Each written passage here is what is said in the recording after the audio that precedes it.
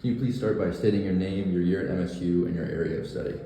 Sure. My name is Samir Shahi.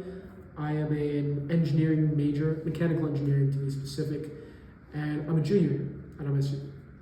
How would you describe your racial or ethnic identity in your own words? If I had to go with the most simplistic response, it would be a mix of Iranian and Panamanian. But on both sides, I have a pretty, diverse mix, especially on my mom's side. If you have any more questions about that, you can ask. But typically when I introduce myself, it's just Iranian and Panamanian. Yeah, that makes sense. To what degree has being multiracial shaped your broader life experiences outside of MSU? Well, I would say that, you said outside of MSU? Yeah, outside of MSU. Outside of MSU. Okay, so I would say that it's been a huge influence, really. So because I'm Panamanian, unfortunately, on the Iranian side, I've never really gotten to experience what Iran is like due to the Cultural Revolution in the late 70s. I think it was 79. It was 1979. So I never ever got to go, and that's a shame. But on the Panamanian side, I mean, I visit Panama almost every year, and I meet a lot of different cultures there. Aside from just, everyone who speaks Spanish, there's lots of different subcultures. Like there's an Asian Panamanian community. There's even a Russian Panamanian community. There's just a black Panamanian community. There's lots. There's even a Jewish Panamanian community, and I don't engage with them much. But those experiences, I've done some schooling over in Panama, and so being exposed to a lot of Panamanians over there has given me a lot of exposure to Latin American culture in Panama specifically, and then coming back to the U.S., living in New York, being a New Yorker, not the city, but in a town close to the city, and having experienced the city myself, I do get a lot of exposure to lots of different cultures. And so being a multiracial person, particularly due to the nature of my ability to speak Spanish, I get a lot of perspectives on everything. I get perspectives from people living in the US who were born and raised here, and then perspectives from people who were born in Panama, and even perspectives from people who were born from somewhere else and then moved to, let's say, New York City. So I'd like to say I have a diverse background in terms of the experiences and people that I've met. But there's always something to learn. Yeah. Now here in Michigan, do you feel like your identity is visible to others, or do you often find yourself having to explain it? Explain it. I would have to explain it because I don't look, or perhaps I do. To some people, I may look Latin American. Me personally, I don't look Latin American at all. At least I don't think so. And so I think I look more Iranian. And so when people meet me and they hear my name, which is Samir, they always think, oh, what's your background? You're Iranian, Iraqi, do you speak any of the languages? And it's a little bit weird to explain to people that I speak Spanish. And not weird in a bad way, just the face, in my eyes, the face doesn't match the languages that I know. And even the name, I mean, Samir Shahi is not at all a Latin name. But I certainly identify more with my Latin American background more than my Iranian side. And so, yeah, I do have to explain typically that, oh yeah, I'm Panamanian and Iranian, and I speak Spanish, not Iranian, not Persian. Yeah, that makes sense. And now here at MSU, in what ways, if any, has being multiracial affected your experience? I can't speak to many experiences, but I suppose I could speak to a few. Definitely being an Iranian and Panamanian person makes it so that when I meet someone whose background is Middle Eastern, let's say Iraqi or Saudi Arabian, or even a close friend of mine and of yours, Vali, who's from Azerbaijan, I mean, he's one of my closest friends, and the only reason that we're so close is because I introduced myself to him saying, you know, my grandpa was born there before it became Iran. So I'm really happy about that because he's one of my closest friends. And I would say that being multiracial was one of the reasons that even happened, that we even became friends. And then on the Latin American side, it's just nice to be able to meet people who speak the same language, and there's an instant sense of camaraderie because we speak the same language. And on some level, when you speak the same language, you share a part of the same culture.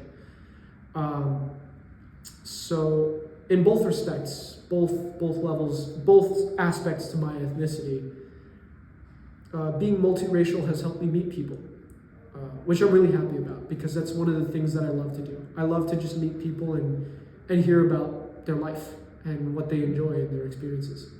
Yeah. Do you think that you have a sense of community or belonging here on campus? That's a tough question because I am a person who identifies with what's right. And this is kind of a separate discussion, I suppose, from racial identity. It's more of a moral identity.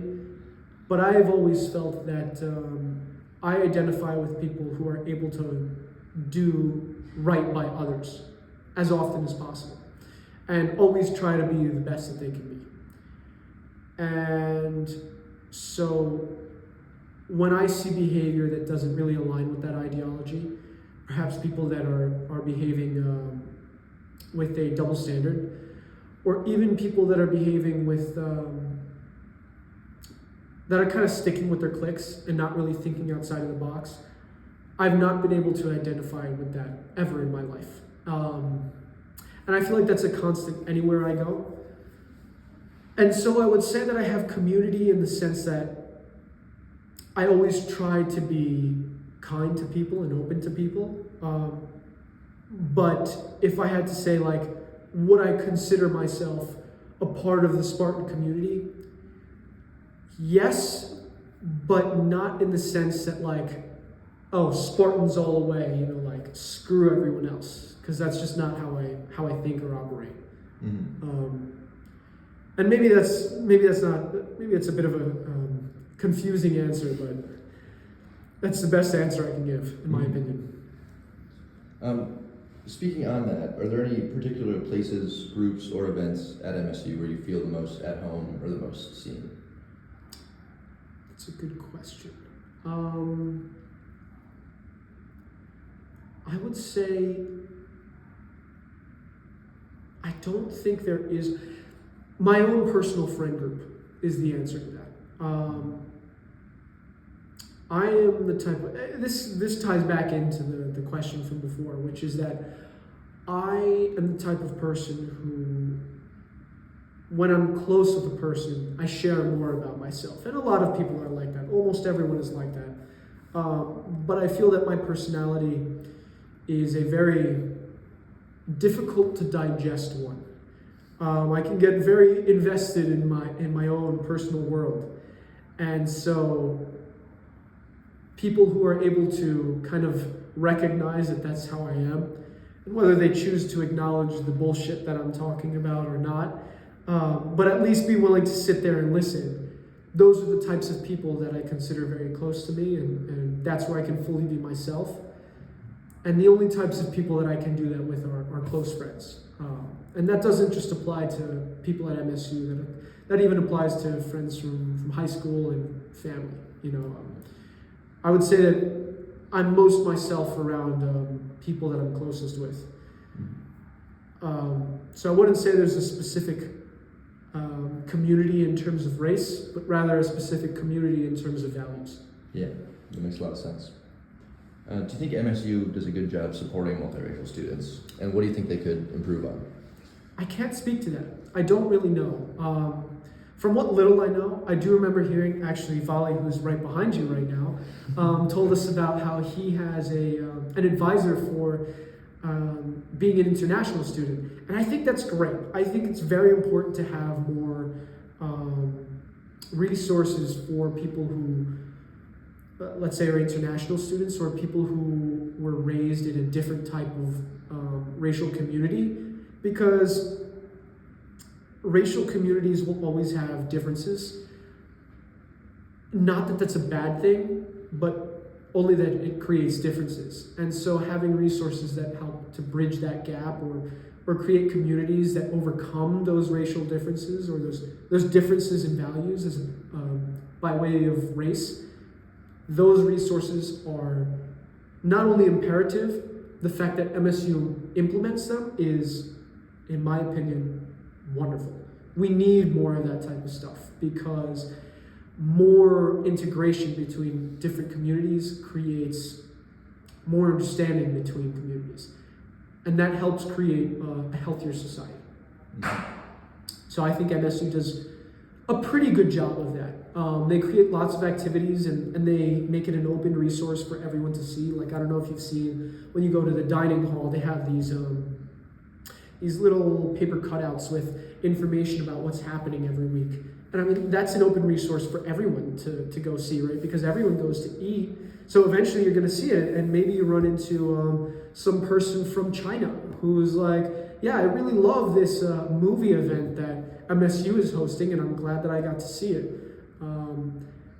And I think that's great. I think that's good. That actually reminds me of a movie that I went to go see a few months ago.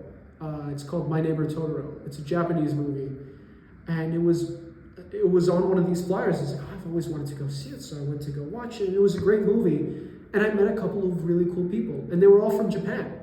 And I've never met any Japanese people on this campus, so it was just cool to meet them and get a new experience. So I think that type of stuff is wonderful, and MSU should do more of that. Granted, it should be in a sincere way, never tongue-in-cheek. Mm-hmm. Yeah. All right, that's all my questions for you. Thank you so much for your time. Of course.